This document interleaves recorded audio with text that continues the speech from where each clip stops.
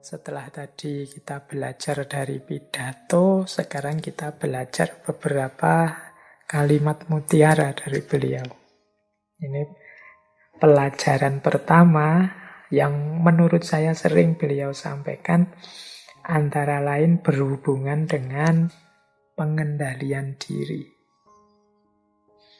Jadi, satu ketika beliau menyatakan seperti ini. Beberapa saya sertakan bahasa Arabnya ya. Biar teman-teman familiar juga mendengarkan kalimat-kalimat dalam bahasa Arab. Selama ini kan yang terbanyak sering kita sampaikan dalam bahasa Inggris. Beberapa di antaranya ya dalam bahasa Jawa. Sekarang kita ambil yang dalam bahasa Arab. Satu ketika Umar bin Khattab menyatakan begini. La tanzuru ila siyami ahadin wala ila solatihi walakinin zuru ila man idha hadasa sodako wa idha tumina adha wa idha asfa ayhamma bil maksiyah waro'a. Ini pelajaran tentang pengendalian diri.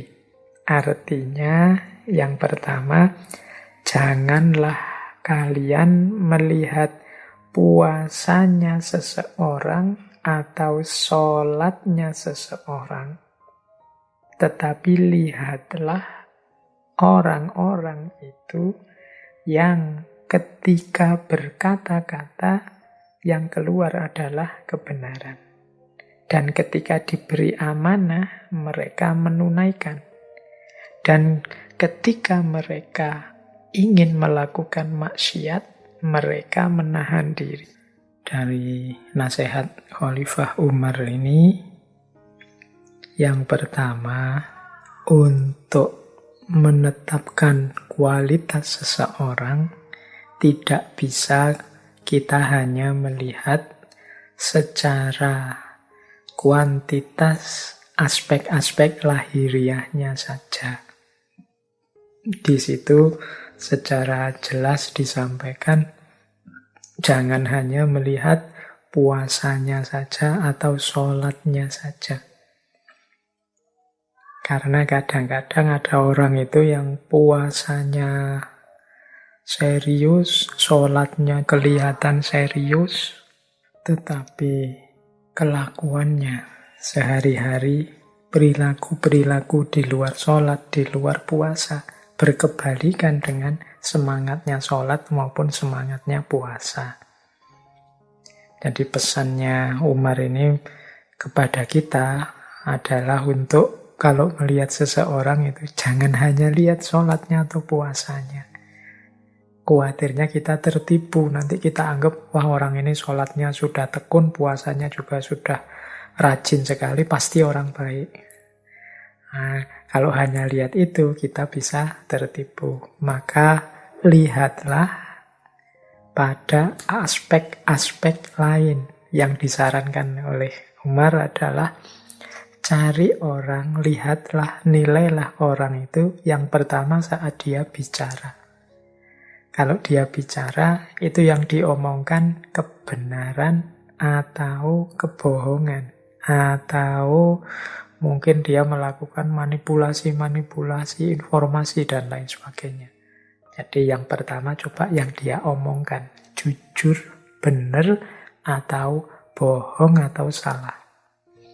Yang kedua, lihat tanggung jawab dia. Kalau dia oleh Allah diberi amanat pekerjaan apa, posisi apa, atau jabatan apa, amanah atau tidak. Dia curang enggak? Dia korupsi enggak? Dia males enggak? Dia santai-santai enggak? Dan lain sebagainya. Nah, itu kan parameter dari amanah yang dia emban.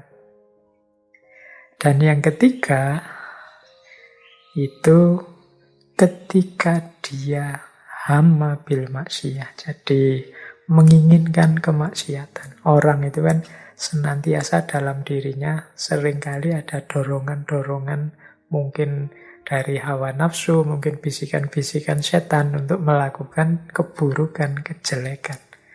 Itu mampu ndak dia menahan diri. Nah ini, lupa gimana Pak? Untuk mendeteksi ada dorongan atau tidak kalau kita bukan yang ngalami langsung. Ya mungkin bisa dilihat dari lingkungannya. Loh itu teman-temannya loh sudah melakukan hal yang sia-sia semua. Dia saja yang ndak. Oh yang lain sudah curang. Dia sendiri yang ndak curang. Itu kan berarti menunjukkan orang yang mampu menahan diri. Jadi, apakah dia kalau ngomong lurus, apakah dia kalau diberi amanat bertanggung jawab, apakah dia mampu menahan diri. Ini yang lebih penting, yang kita jadikan parameter untuk menilai seseorang. Ini menurut Khalifah Umar. Ini saya kira kalau yang ini mudah dipahami ya. Teman-teman tinggal mempraktekkannya biar tidak tertipu. Kadang-kadang kita itu tertipu dengan aspek-aspek lahiriah dan formalitas. Bukan berarti salah, tapi kadang-kadang kurang dalam kalau hanya melihat itu saja. Banyak loh orang yang sholatnya, rajinnya luar biasa, tapi juga korupsinya jalan terus. Banyak orang yang dulu mungkin tiap tahun umroh, tapi yang dia lakukan di tengah masyarakatnya isinya kezoliman-kezoliman, kecurangan-kecurangan misalnya.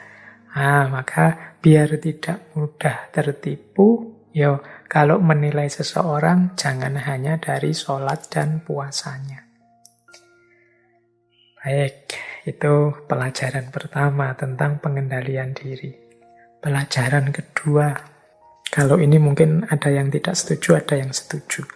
Amitul batila bisukuti anhu wala tasarsaru fayantabihus syamitun. Tapi kita coba pahami lebih dalam yang dimaksud oleh Khalifah Umar dalam kalimat yang kedua ini. Bunuhlah amitul batilah, bunuhlah kesesatan itu bisukuti anhu, dengan mendiamkannya. Wala tasarsaru, jangan kamu sebar-sebarkan dengan gosip dan lain-lain. Fayantabihus syamitun, sehingga membuat para pemfitnah terbangun. Sehingga terus dia terbangun berarti dia kemudian menyebarkan fitnah-fitnah yang sampai padanya. Jadi ini menurut saya nasihat yang kedua ini penting untuk kita pedomani dalam kasus kadang-kadang ada kesalahan-kesalahan, kekeliruan-kekeliruan yang dilakukan oleh orang-orang di sekeliling kita, yang itu lebih baik kita diamkan. Atau seandainya harus diingatkan, kita ingatkan secara diam-diam. Nggak usah dipublish, nggak usah diumumkan di khalayak. Jadi kan dulu waktu kita sesi-sesi para sufi, sesi para fakih, itu kan banyak nasihat untuk kalau mengingatkan orang, jangan di publik, jangan di depan orang banyak. Karena alih-alih mengingatkan itu nanti jadi mencela. Yang baik adalah coba ingatkan langsung. Sampaikan langsung pada yang bersangkutan tanpa harus kita pamer-pamerkan kesalahannya pada orang lain. Wala tasarsaru, karena menyebar-nyebarkan itu namanya tasarsar. Tasarsar itu gosip, atau kalau bahasa agamanya dekat dengan hibah. Hibah itu kan menyebar-nyebarkan kejelekan, kesalahan orang lain meskipun itu sebenarnya kebenaran. Faktanya memang begitu. Tapi mbok yo jangan disebar-sebarkan. Kalau harus mengingatkan, diingatkan saja secara privat, diam-diam. Atau kalau memang sama sekali tidak mungkin, bisukuti anhu, kata Khalifah Umar ini, diamkan. Fayantabius samitun. Mengapa kok tidak harus disebar-sebarkan? Biar tidak mancing orang untuk memfitnah. Karena orang itu biasanya kalau yang sudah terbiasa fitnah, kita menyampaikan kesalahan 5 cm, dia akan nambah-nambahi jadi 10 cm. Para pemfitnah itu kesalahan 10 akan dia sebar kemana-mana jadi kesalahan 20. Yang 10 ini yang fitnahnya, meskipun hakikatnya yang 10 awal ini faktanya. Tapi akhirnya kan jadi 20. Akhirnya ya lahirnya fitnah-fitnah. Biasanya orang yang sudah sangat tidak suka pada seseorang atau sekelompok orang itu terus mencampur antara yang fakta dengan yang fitnah. Jadi seolah-olah semuanya fakta, padahal sebagiannya fitnah. Maka di antara jalan agar kita tidak terjebak dalam ghibah dan fitnah adalah amitul batil bisukuti anhu. Membunuh kesesatan dengan tidak menyebar-nyebarkannya. Dengan mendiamkannya. Kalau mau mengingatkan, ya diingatkan secara diam-diam.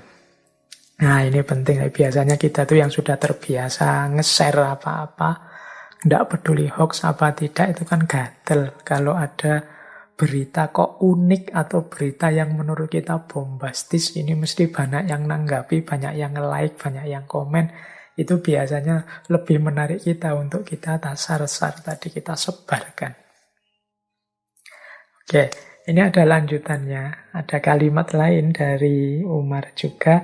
Manadamtu ala sukuti marrotan. Lakinnani nadamtu alal kalami miroron.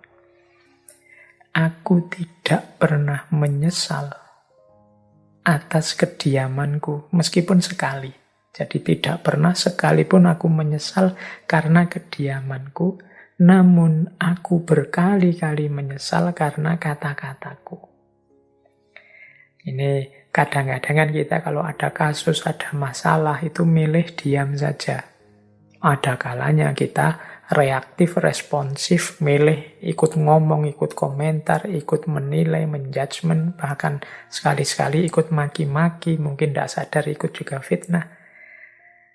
Kata Khalifah Umar, kalau pas aku diam, itu tidak pernah sekalipun aku menyesal. Menyesal itu kok ya aku tadi diam ya, kok tidak ikut-ikut komentar ya, kok tidak ikut-ikut mencela ya, kok tidak ikut-ikut maki-maki ya, itu tidak, aku tidak pernah menyesal kalau yang tentang kediamanku. Tapi aku berkali-kali menyesal ketika aku ikut ngomong atas kata-kataku.